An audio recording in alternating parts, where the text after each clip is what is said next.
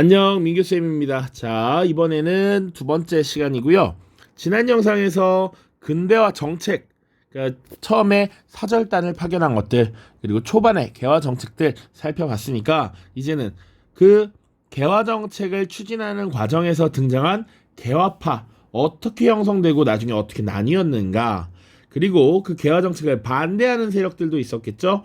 위정척사파라고 하는데, 그들은 어떻게 변화해 왔는가 살펴보도록 하겠습니다. 자, 첫 번째 일단 개화파부터 먼저 볼게요. 자, 우리 18세기 북학파부터 보면 되겠습니다. 자, 말 그대로 우리 북쪽에 있는 누군가를 배우자라는 거지. 이 학자가 배우다라는 의미잖아요. 배울 학자. 그럼 뭘 배우냐? 북쪽은, 여기서 말하는 북쪽은 누구야? 바로 청나라잖아. 청나라에서 발달된 문물들을 우리가 배울 필요가 있다라는 거야. 자, 이런 북학파가 나오게 된 배경은 더 예전으로 돌아가야 되죠.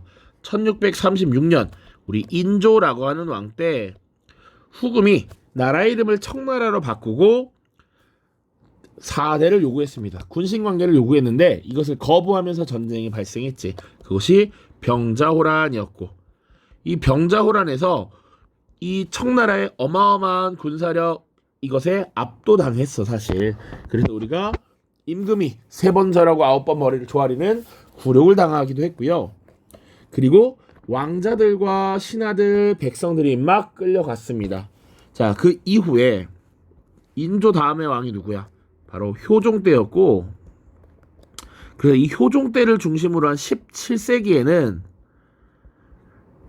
우리 인조에 대한 복수를 해야 된다. 우리가 오랑캐였던 청나라에 대한 굴욕을 잊지 말고 이것을 복수해야 돼라고 하는 북벌론이라고 하는 게 등장했었죠. 그래서 나름 조총부대도 양성하고 나선 정벌을 성공적으로 단행하기도 했잖아. 그런데 사실은 이 북벌론을 주장하는 사람들이 있었어. 그럼에도 불구하고 반면엔 사실 우리가 거기서 직접 보고 오니까 오랑캐라고 여겼던 이 청나라가 되게 발달된 것들을 많이 갖고 있었다는 것이지. 우리가 배울 필요가 있겠다라고 주장을 했던 것이고요. 이런 것들이 18세기에 접어들어서 본격적인 하나의 세력으로 성장을 합니다. 그때 등장했던 대표적인 인물들이 있어. 우리 이미 배웠는데, 이 북학파는 거의 실학자들 중에서도 발달된 기술을 받아들이고 상공업을 진흥시켜야 된다라고 하는 상공업 진흥, 상공업 중심의 개혁론을 펼쳤던 실학자들과 사실상 동일한 세력이다라고 보시면 돼. 자, 그래서 대표적으로 뭐 유수원, 홍대용, 박지원, 박제가 이런 사람들 우리가 다뤘었죠. 그래서 대표적 인물 박지원, 박제가 같은 사람들이 있습니다. 다 쓰기엔 시간상 어려우니까. 자, 박지원도요, 사실 청나라에 많이 갔다 와서 거기서 보고 느낀 것을 열하일기라는 책에 정리를 해서 우리가 상공업을 진흥시켜야 된다. 화폐, 술의 선박 유통을 활발하게 해야 된다. 이렇게 얘기했고요. 박제가도 마찬가지였어. 기술의 혁신, 그리고 발달된 문물 받아들이자. 그래서 그의 책 이름은 심지어 뭐였어? 북학의라는 책이었잖아. 그만큼 중국을 배워야 된다라고 했던 겁니다. 자, 이런 북학파 세력이 19세기 중엽에 가면 개국 통상론이라고 하는 세력에 영향을 미쳤다라고 보시면 돼. 결국 문을 열고 무역을 해서 발달된 것 받아들여야 된다라는 것이지. 특히 대표적인 것이 이 박지원의 손자였던 박규수입니다. 할아버지가 중국에 가서 망원경도 갔다 오고 가져다주고 이상한 거 신기한 거 많이 가져와. 우리나라에 없던 것들을 새롭게 가져오면서 이 박규수의 세계관은 기존의 조선의 성리학자들과는 달랐을 거야. 우리가 문을 열고 외국과 무역을 함으로써 발달된 것들을 적극적으로 수용해야 한다라는 인식이 당연히 생겨날 수 있었던 것이고요. 그래서 사실은 박규수의 집에 주로 남자들이, 바깥 주인이 생활하는 곳이 사랑채인데, 이 박규수의 사랑채에 모여서 당시의 세계 정세, 국제 정세를 논하고 우리나라가 부강해지기 위해서는 문호를 개방해야 된다, 이런 걸 논의했다라는 것이죠. 자, 물론 박 교수는 여러 번 등장합니다. 임술농민봉기 당시에 안핵사로 파견해서 삼정의 문란을 개혁해야 된다 주장했고요. 제너럴 셔먼호 당시에는 당시 평안도 관찰사로서 미군 상선에다가 물도 주고 식량도 주고 돌아가라라고 했던 인물이기도 해. 어쨌거나 이 박규수가 개국 통상론의 대장격이었다라고 보시면 됩니다. 자, 오경석은 또 통역관 출신이에요. 그러니까 실질적으로 중국에 왔다 갔다 할 일이 많았을 겁니다. 그리고 중국의 발전된 문물을 눈으로 직접 확인을 했을 거고, 그렇기 때문에 더더욱 우리가 무역을 해야 된다라고 여겼겠죠. 자, 유홍기는 의사고요. 의사도 이 중인이고 오경석과 굉장히 가까운 관계에 있었다고 해. 그래서 이들이 모여서 자꾸 우리나라가 문을 열어야 된다라고 논의를 했던 것이죠. 자, 그런 과정에서 이제 오경석이라고 하는 인물이 중국에서 막 책을 가져옵니다. 대표적인 책이 해국도지, 영환지략 이런 책들인데, 이런 책들은 일종의 지리서이고요. 국제 정세를 알 수 있는 나름의 최신 서적이라고 보시면 되겠습니다.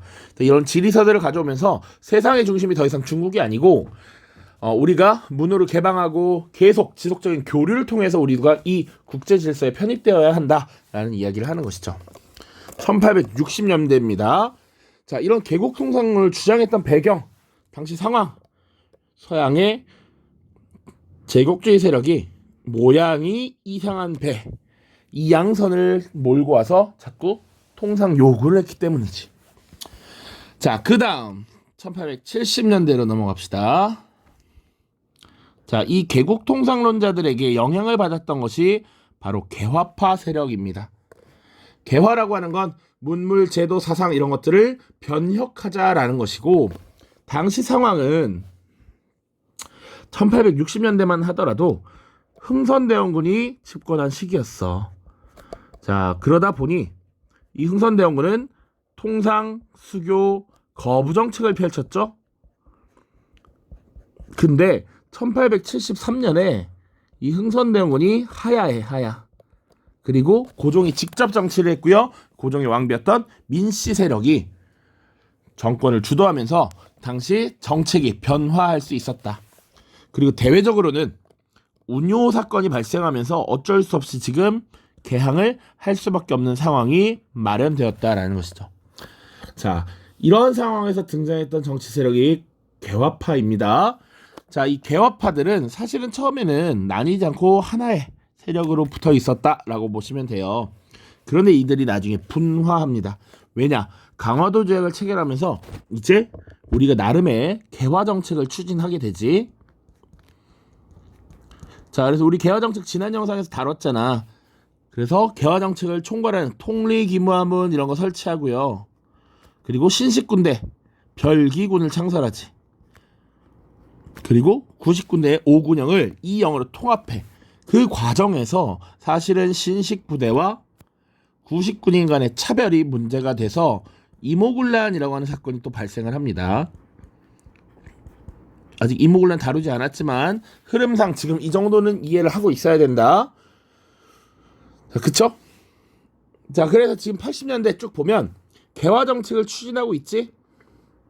그리고 그 과정에서 2차 수신사로 파견되었던 김홍집이 조선책략이라고 하는 책을 들여오면서 사실 미국과 수교를 하려는 모습이 나타났다.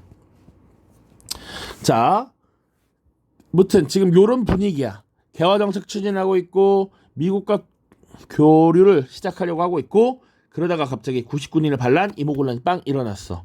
그런데 이 이모군란은 구식군인이 처음 주도했지만 당시 개화 정책을 추진하면서 막대한 세금을 납부하면서 또 쌀값이 올라서 먹고 살기 힘들었던 서울의 하층민들이 가담하거든.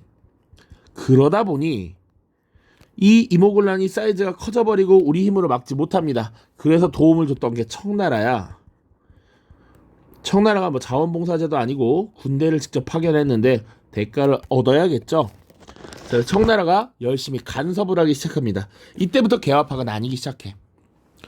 본격적으로 나뉘는 것, 이모군란을 전후로 해서 지금 개화파가 나뉘게 된다라고 보시면 됩니다. 알겠죠?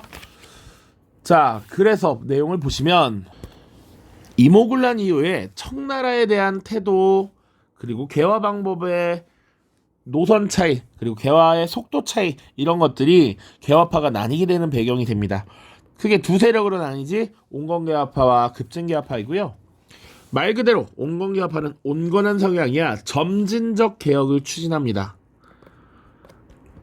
점진적 개혁, 점차 하나하나 개혁을 추진하자. 이들은 동도 서기론을 내세워서 동양의 도와 서양의 기술의 결합 이런 것을 주장해. 동양의 도는 지키고 서양의 기술만 받아들이는 거야. 여기서 지켜야 할 것은 성리학이 되겠죠. 우리 기존의 제도 질서입니다. 그래서 이 온건개화파는 청나라의 양문동을 모델로 했다. 자, 청나라의 양문동, 중국의 근본, 몸체는 그대로 두고 서양의 기술을 받아들이는 거였으니까 비슷하다라고 볼 수 있죠. 대표적인 인물 김홍집, 김윤식 등이 있습니다. 김홍집은 우리 지금 2차 수신사로 파견돼서 조선 책략도 들여왔고요. 또 나중에 갑오개혁 때 겁나 많이 나옵니다. 당시 조선의 총리 대신으로서 사실상 최고 왕을 제외한 최고 권력자였음에도 불구하고 분명한 노선을 정하지 않고 계속 왔다 갔다 해. 그래서 끝까지 살아남기는 하지만 결국 백성들의 돌을 맞아 죽게 됩니다. 자, 그리고 김윤식은 청나라 영선사로 파견됐던 인물이기도 하죠. 그러니까 초기 개화 정책 당시는 정부 자체도 급격한 변화를 원치 않아. 그래서 온건 개화파가 주도하는 개화 정책이 추진되는데 이에 대한 불만이 막 쌓여있던 것이 젊은 세력들입니다. 급진 개화파입니다. 이들은 청나라에 대해서 우리가 자주적인 모습을 보이지 못한 것에 대해서도 불만을 갖고 있고요. 개화 정책이 너무 느리다라는 거야. 급진적인 빠른 개화 정책이 필요하다라고 생각을 했습니다. 그래서 이들은 머리부터 발끝까지 싹 다 바꾸는 법을 완전 변화시켜야 돼. 제도를 바꿔야 돼. 그래서 스스로 강해져야 돼. 라고 하는 것이 변법 자강론이고요. 일본의 메이지 유신을 모델로 했습니다. 문명 개화. 이게 유사한 거야. 자, 대표적인 인물 김옥균, 박영효, 홍영식, 서광범, 뒤에 서재필 뭐 이런 인물들이 쭉쭉쭉 나옵니다. 그래서 사실 이 급진개화파가 불만이 쌓여서 나중에 이 온건개화파 세력을 공격한 것이 갑신정변인데 이걸 주도했던 것이 김옥균이죠. 박영효고요. 쭉쭉쭉 주도합니다. 자, 그래서 갑신정변이 결국 실패하고 김옥균은 그리고 박영효도 일본으로 도망갑니다. 물론 김옥균은 이제 암살을 당하고요. 박영효는 나중에 갑오개혁 2차 갑오개혁 때 다시 들어와서 활약을 하기도 한다. 그리고 여기 참여했던 20살의 서재필은 나중에 국가에 다시 돌아와서 그러니까 미국에 도망갔다가 돌아와서 독립협회를 창설하고 활동을 합니다. 요게 개화파의 전부야. 요 정도 알고 있으면 됩니다. 자, 위정척사파로 보자. 위정척사파. 일단 위정척사의 개념이야. 정, 바른 것을 지키다. 호위하고 사악한 것은 배척한다라는 얘기입니다. 여기서 지켜야 할 정은 성리학과 유교문화, 사악한 것은 천주교와 서양문화 이렇게 생각하시면 쉽게 정리가 될 겁니다. 자, 그럼 이들이 어떤 주장을 각각 펼쳤는가? 1860년대 보죠. 자, 이거 표를 이렇게 보면 1860년대 상황 여기 위에다 적어놨었어. 이양선이 출몰하고 있는 상황이죠. 이때 뭐라고 했느냐? 자, 이양선이 지금 통상 요구를 하니까 이것들 받아들이면 안 돼라고 했던 겁니다. 그래서 1860년대 시대적 상황을 잘 봐야 돼. 척화주전론입니다. 저 이양선이 출몰해서 화친을 주장하는데 이거 배척해야 되고 뭘 주장해야 된다? 싸워야 된다. 전쟁을 주장했던 거지. 배경 서양열강의 통상 요구 그리고 이양선의 출몰 또 천주교와 서양 문물이 확산되면서 조선 내부의 질서가 흔들리고 있어. 그런 것들이 이 척화주전론이 등장한 배경이 되겠습니다. 그 다음 이 주장들의 특징 주도했던 인물이 이항로, 기정진이라고 하는 인물이 있고요. 이들의 상소, 이들이 올린 문서가 사료로 등장하기도 하니까 이름이 익숙해지는 게 좋습니다. 그리고 이것의 특징은 당시가 흥선대원군이 집권했을 때지 흥선대원군의 통상수교 거부 정책을 서포트하는 역할을 했었죠. 그 다음 1870년대입니다. 아까 그 변화 얘기했지? 흥선대원군이 물러나고 대외정책이 변화했으며 운요사건이 발생해서 강화도 조약이 체결되었다. 자, 그래서 1870년대는 개항, 반대 운동이 벌어집니다. 왜? 우리가 드디어 일본에 의해서 항구를 열려고 하고 있거든. 그거 안 됩니다 라고 했던 게 개항 반대 운동이겠죠. 자, 일본의 개항 요구가 있었고요. 운요 사건 벌어졌지. 그 결과 강화도 조약을 체결하려고 하자 이에 대한 반대 운동이 나타났던 겁니다. 당시 이와 같은 주장을 했던 것은 최익현이라고 하는 인물이었고요. 외양일체론이라는 것을 주장해. 외놈들이나 양놈들이나 한 몸이다, 똑같다라고 하는 겁니다. 자, 그래서 이 최익현이 사실은 자기가 서울에 종로 앞에 나가서 자기가 딱 자리를 깔고 앉아서 앞에 도끼를 놓고 제 주장을 받아들이지 않겠거든 이 도끼로 제 목을 치십시오라고 해서 결기 있는 모습을 보이기도 했습니다. 그러나 어쩔 수 없이 받아들여야 될 현실이었던 것이죠. 자, 외양일체론을 주장했던 최익현도 기억을 해주십시오. 외놈들과 양놈들은 같다. 그래서 우리가 문을 여는 것, 문호개방 반대했다. 자, 그 다음 80년대입니다. 80년대. 이제 본격적으로 사실 1880년부터 개화정책을 추진한다라고 했어. 각종 외교 사절단을 파견하고요. 그리고 99년을 통폐합하고 신식군대를 창설했잖아. 이런 개화정책을 추진하니까 이것을 반대했던 것이 1880년대입니다. 배경, 정부의 개화정책 추진. 그리고 또 2차 수신사였던 김홍집이 조선책략이라는 책을 들여오는 것이 하나의 배경이 됩니다. 자, 이 책 들어오고 나서 어디랑 교류해야 된다는 얘기가 막 나타나. 미국과 수교를 주장했잖아. 자, 이것을 반대했던 것이 영남 지역의 유생이었던 이만손입니다.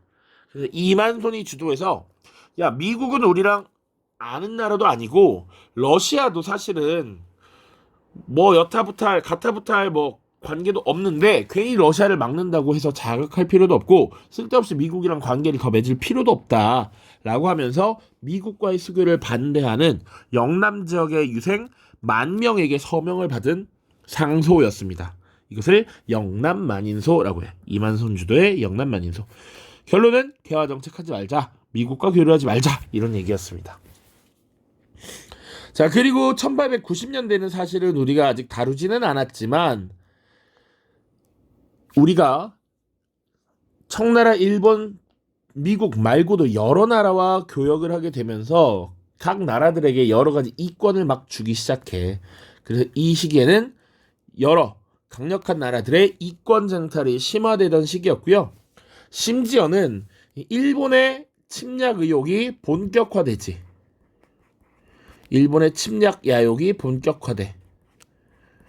그러다 보니 이에 대해서 저항하는 움직임이 많이 나타나게 됩니다. 자, 그래서 1895년에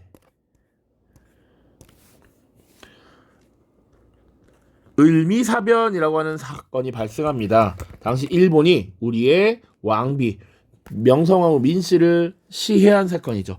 이 을미사변에 저항하여 을미의병이 일어났습니다. 자, 좀 더 구체적으로 말하면 사실 갑오개혁을 추진하는 과정에서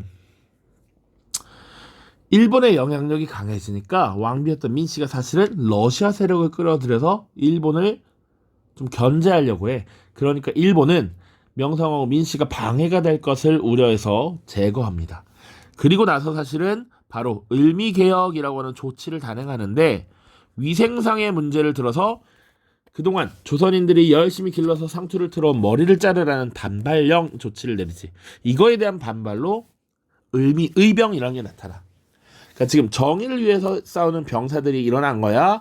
자, 1905년에는 을사늑약을 체결하게 되면서 을사의병이 일어나고요.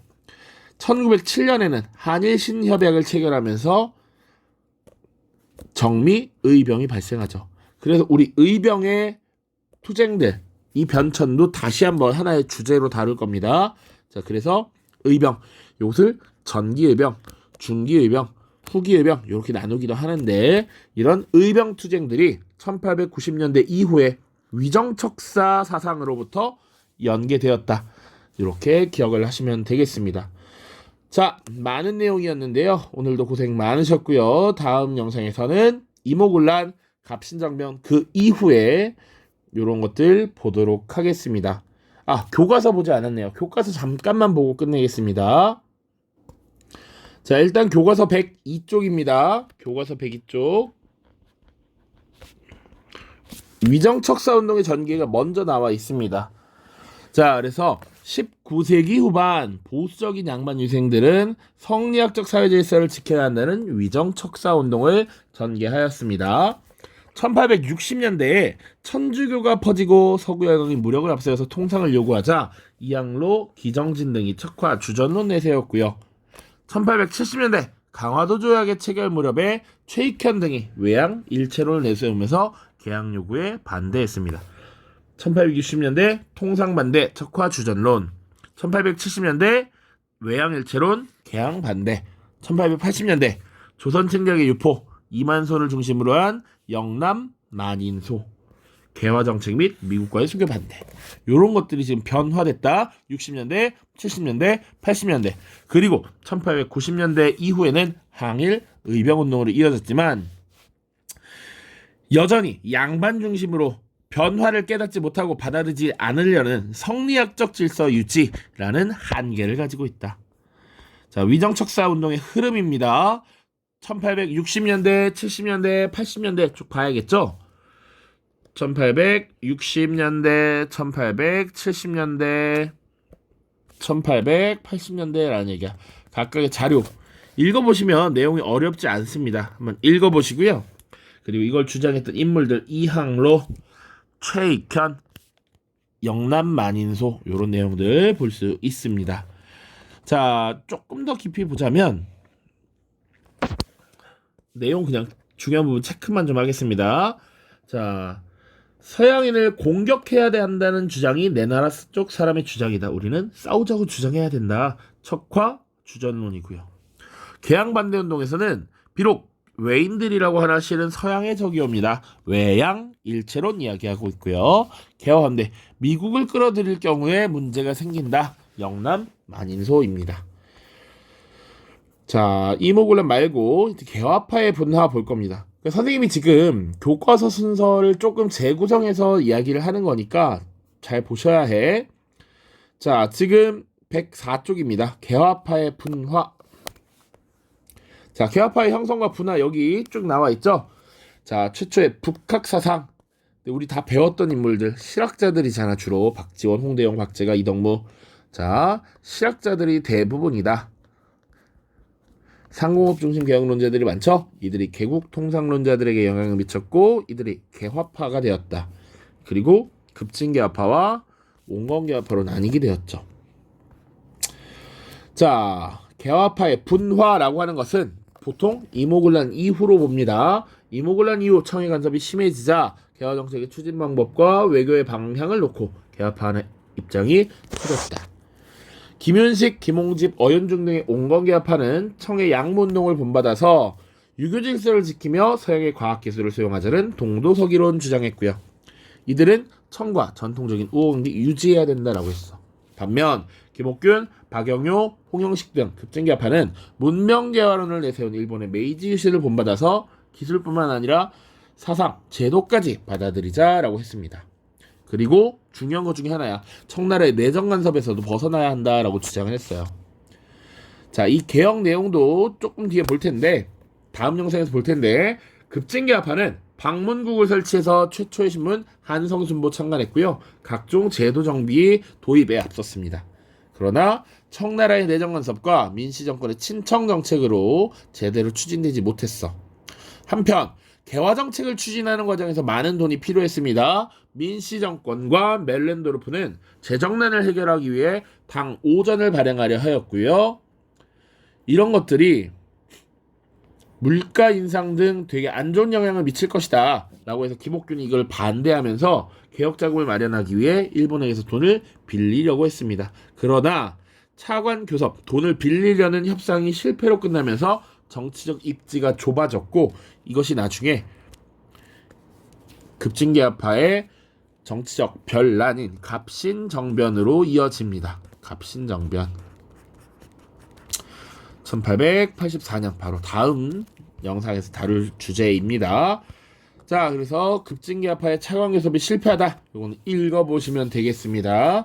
자, 당시 개화 정책을 추진하는 과정에서 막대한 자금이 필요했는데 급진계합파는 돈을 빌려서 해야 된다라고 했고요.